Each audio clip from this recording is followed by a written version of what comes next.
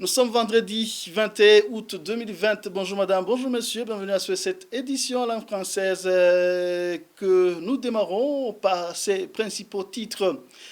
Plus de 40 organisations de société civile nationales, régionales et internationales ont adressé une correspondance au Conseil des Nations Unies pour demander le renouvellement du mandat de la commission d'enquête sur le Burundi pour les crimes commis depuis 2015.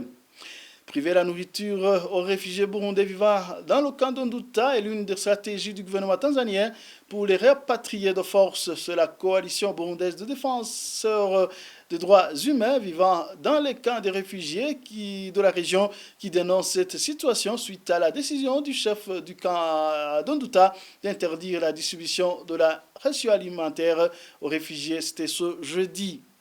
Et le président rwandais Paul Kagame demande à l'Union africaine de nommer un fonctionnaire pour engager les parties prenantes mondiales afin de garantir que l'Afrique sera en mesure d'obtenir le vaccin une fois qu'il sera disponible. C'était lors d'une réunion virtuelle du bureau de l'Union africaine ce jeudi. Voilà pour le sommaire.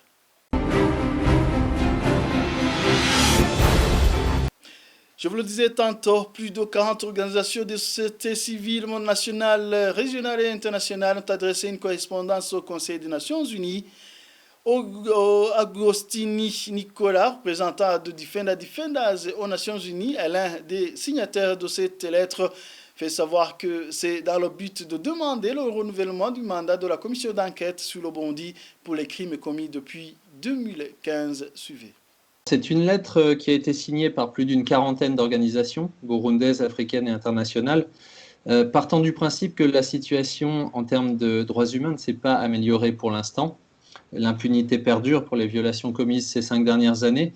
Et nous pensons que même s'il y a des signaux encourageants, en tout cas un discours qui a pu être encourageant de la part du nouveau président, Ndayishimiye, qui a parlé de réconciliation, même s'il y a ces signaux, nous pensons qu'il serait prématuré de mettre un terme à la commission d'enquête parce que pour l'instant, il n'y a pas de progrès concret sur le terrain qui serait vérifiable sur la base d'indicateurs. Sur la situation en termes de droits humains, ce que nous souhaitons voir, c'est des progrès concrets.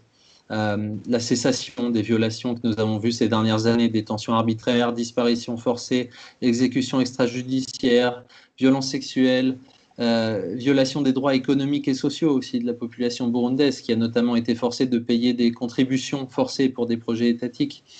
Ce que nous souhaitons, c'est une amélioration concrète sur le terrain. Ensuite, le dialogue politique il continue d'avoir lieu et nous nous féliciterions d'une amélioration de ce dialogue, mais basé encore une fois sur une amélioration concrète en termes de droits humains.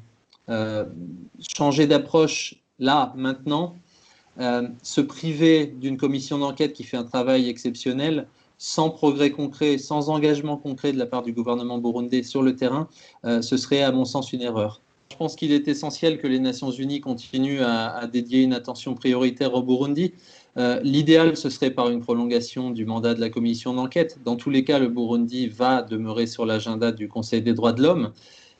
Vous savez, personne ne souhaite la poursuite de ce qu'on a vu ces dernières années, c'est-à-dire non seulement des violations sur le terrain, une impunité quasi générale, mais aussi une ambiance absolument délétère aux Nations Unies et de la confrontation. On aimerait voir un progrès sur le terrain et dans la relation du Burundi avec les Nations Unies. Et nous pensons que la prolongation du mandat de la commission d'enquête, la reprise d'un dialogue et d'une coopération du Burundi avec cette commission d'enquête et avec le Conseil des droits de l'homme et des progrès concrets sur le terrain sont la meilleure voie possible pour permettre au Burundi d'avancer. Priver la nourriture aux réfugiés burundais vivant dans le camp d'Ondouta est l'une des stratégies du gouvernement tanzanien pour les rapatrier de force. C'est l'analyse de Shalangabo Léopord, vice-président de la coalition burundaise des défenseurs des droits humains vivant dans les camps des réfugiés et CBDH Vicar en sigle. Cela fait suite à la décision du chef du camp d'Ondouta et de la police tanzanienne d'interdire la distribution de la ration alimentaire aux réfugiés ce jeudi. Chilangabo demande à la communauté internationale de suivre de près la situation des réfugiés et invite l'OACR à ne pas tomber dans le piège du gouvernement tanzanien. Suivez-le. C'est cela que nous avons souvent montré que le gouvernement tanzanien a un rôle prépondérant dans le rapatriement forcé des réfugiés burundais. Ces discours sont souvent suivis par des actes de violation des réfugiés. Par exemple, des enlèvements, des emprisonnements arbitraires des réfugiés burundais. Et voilà une autre stratégie d'affamer les réfugiés burundais pour les contraintes de l'entrée.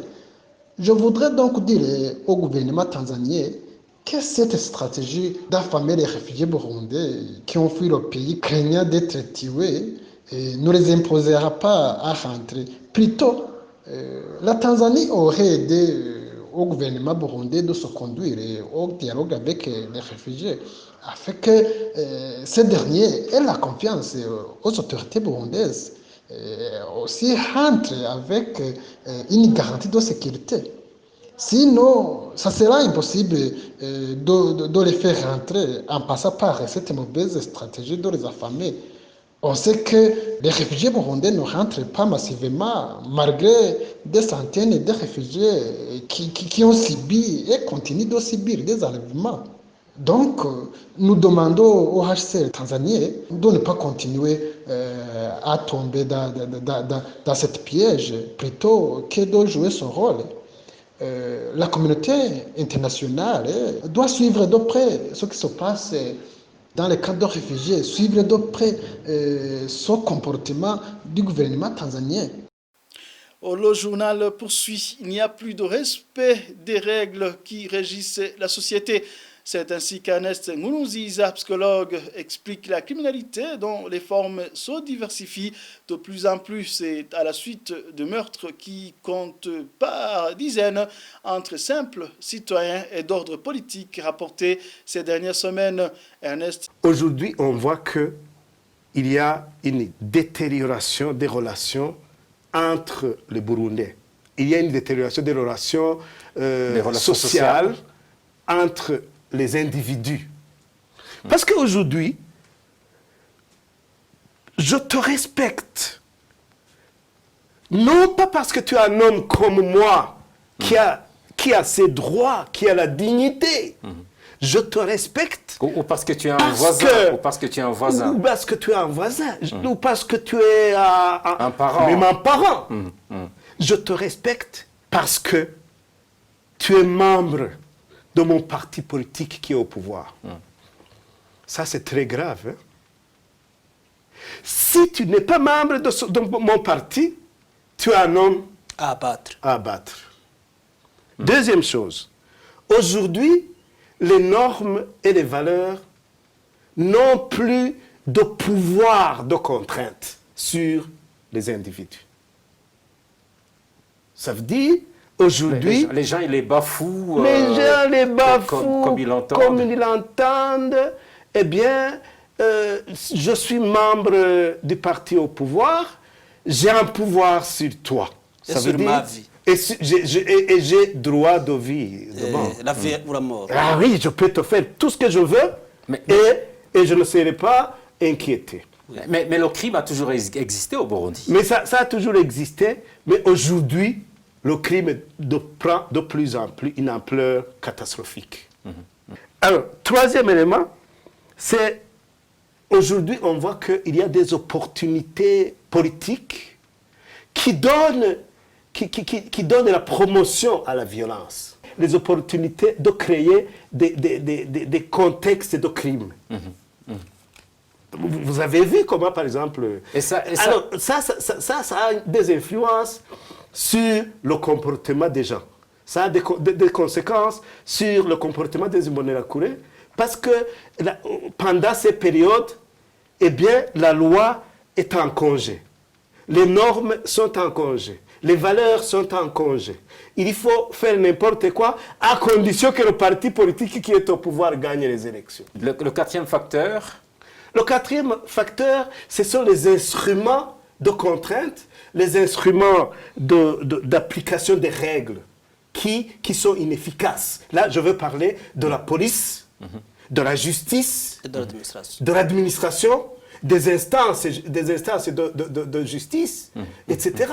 Aujourd'hui, vous savez comment elles travaillent. Ce sont les membres les gens qui devaient sanctionner, qui devaient faire respecter la loi, ce sont ces gens-là qui la violent. Et dans la suite de notre série de reportages sur le soutien que la Maison Shalom apporte au Burundais des réfugiés au Rwanda pour qu'ils puissent faire des activités génératrices de revenus. Aujourd'hui, nous nous rendons dans la ville de Nyamata, à l'est du Rwanda. Alice Nshimirimana est l'une des Burundais réfugiés dans cette ville.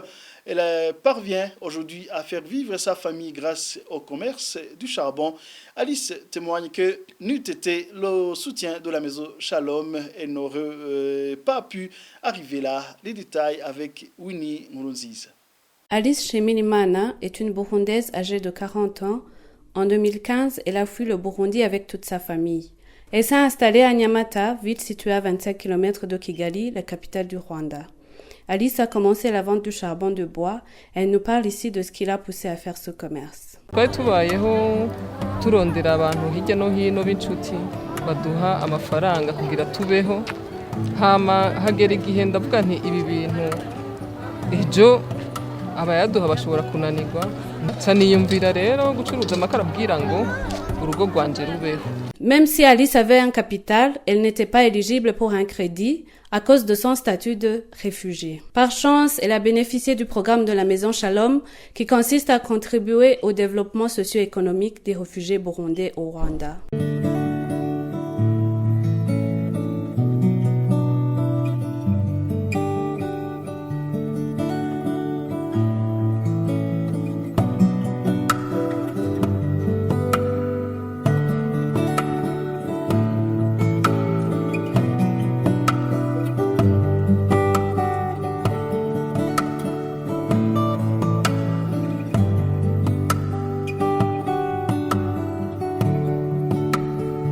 La Maison Shalom octroie des crédits solidaires aux réfugiés urbains de Kigali et de ses environs.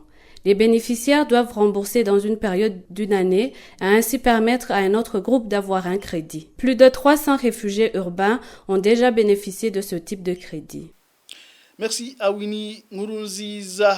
Ordonnant frontière, le président rwandais Paul Kagame demande à toutes les régions d'Afrique d'unir leurs forces pour pouvoir vaincre le Covid-19. C'était lors d'une conférence organisée par les membres du bureau de l'Union africaine ce jeudi. La demande du président rwandais fait suite à la propagation du Covid-19 sur tous les continents. Paul Kagame demande que le continent africain soit bénéficiaire du vaccin contre le Covid-19 s'il sera bien sûr disponible.